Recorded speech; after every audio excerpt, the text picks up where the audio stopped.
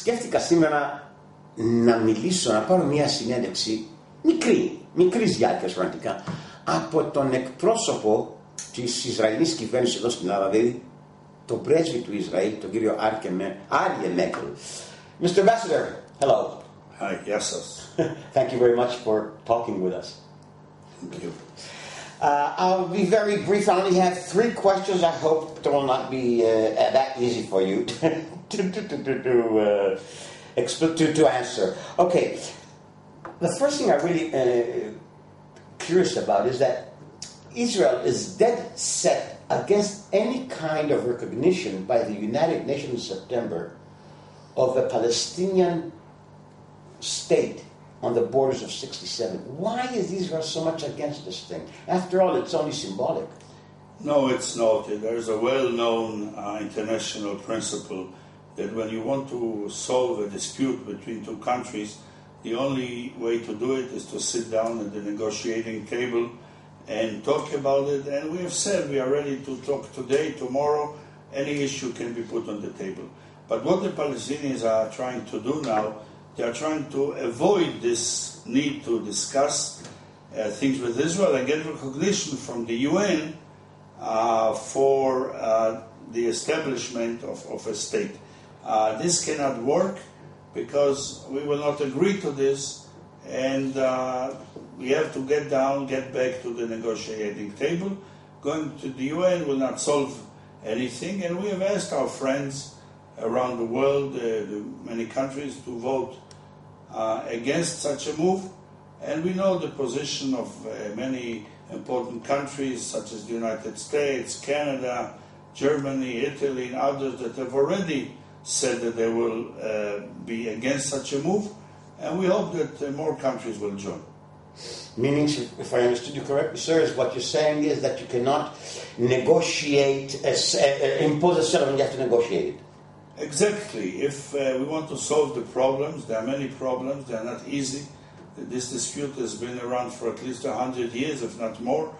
And we have to sit down. This is what we did with Egypt at the time.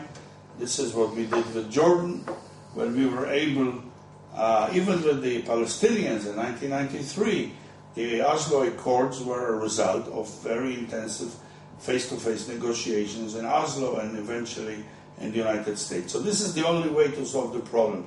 If somebody else, like the UN, will come and make some statement, this will not solve anything. I see.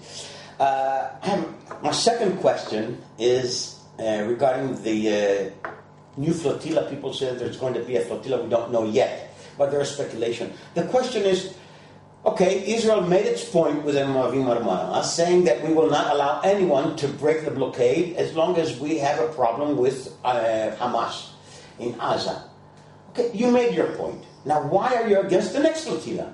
Because it's not about making our point. It's a very practical issue.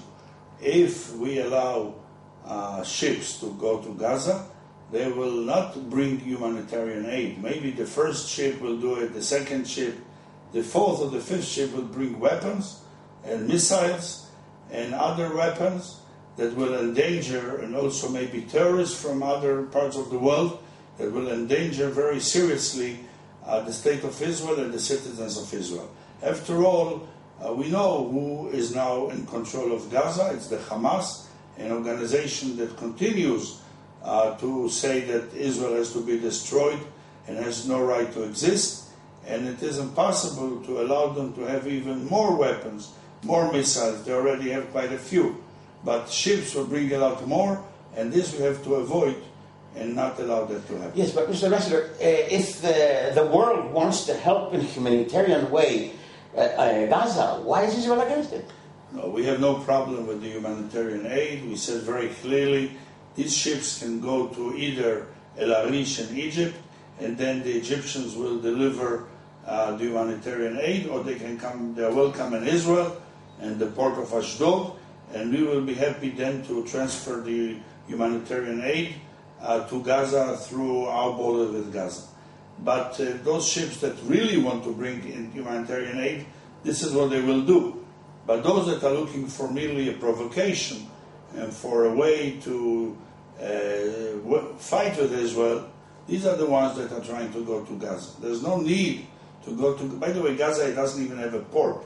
So you can't even actually go to Gaza. You have to stay some kilometers away. But in any case, we have offered two ways. El Arish or Ashdod, they can come. We will inspect together with them. We will inspect the contents of the ship. If indeed there's no weapons and anything like that, we will be happy to deliver it ourselves to the people of Gaza. Just for our viewers that may not know the geography, El Arish is from Egypt, on the Egyptian side. El Arish is an Egyptian city, and the Egyptians will deliver it. They've opened what is called the Rafah crossings, and it's very easy and a short trip to deliver anything that they want into Gaza. A last question, and I'll let you go to your usual work. Sir, it's about the Greek-Israeli relations. We have seen a spectacular upgrading of these relations late in the last year. Where do we stand today? This improving of relations continues. Actually, we are almost a year now. July will be exactly 1 year since the historic visit of Prime Minister Papandreou to Israel, and in August it will already be a year since the visit of Mr. Netanyahu to Greece. Both sides have used this year, I think, quite in an impressive way. We have seen an influx of visits by major personalities from both sides. We have seen enhanced economic relations in a number of areas. We will see this year 400,000 Israeli tourists in Greece, which is at least double than the previous year. And we have seen an improvement even in the Greek public opinion. It's not unusual now to see pro-Israeli articles in the Greek press, something that you could not see in the past. The next two major events are the official visit of the President of Greece, Mr. Papoulias, to Israel in July. This coming July? This coming July. It's a very important visit because, as we know, the President represents the entire Hellenic people, not just one group or one party or another party. He is the representative of the Greek people, as it will be his host.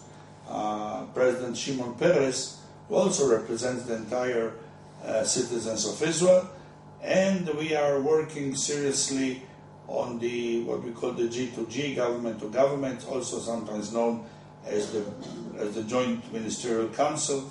The idea is that Prime Minister Papandreou and some of his ministers will travel to Jerusalem, and where we'll have a series of meetings with Prime Minister Netanyahu and his ministers, on which we will sign agreements and conclude various memorandums as to how to continue. This, I hope, will be no later than this fall. I see. So it's a kind of, we could call it a joint session of cabinet, something like that? Yes, we've done that with a few countries. We've done that with Germany. We've done it this week, actually, with Italy. It's been very successful. It's a tool, it's a vehicle to enhance the relationship, because before the meetings, all the government ministries on both sides have to prepare and to have meetings and to discuss, and which is going on right now on both sides.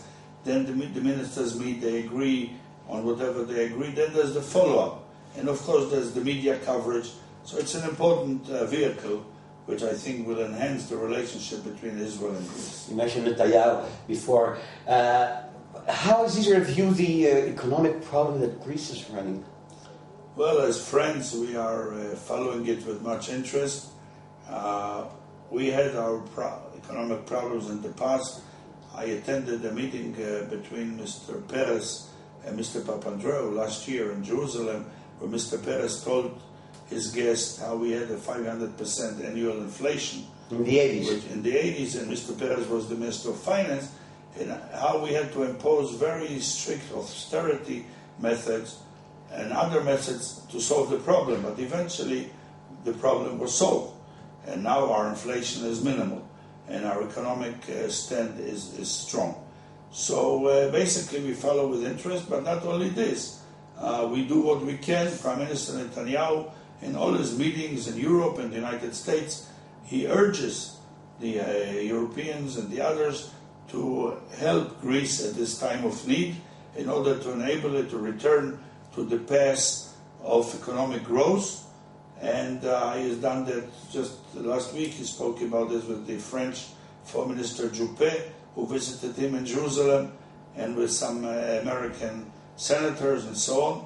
In other words, we do our best to encourage our friends to stand at the side of Greece at this time. You're referring to the call, the appeal that Netanyahu made about 10 days ago to the friends of Israel and Jews to invest in Greece. Yes, and also he spoke to the Foreign Minister of France and to some American legislators. And basically in every meeting that he has, he says that.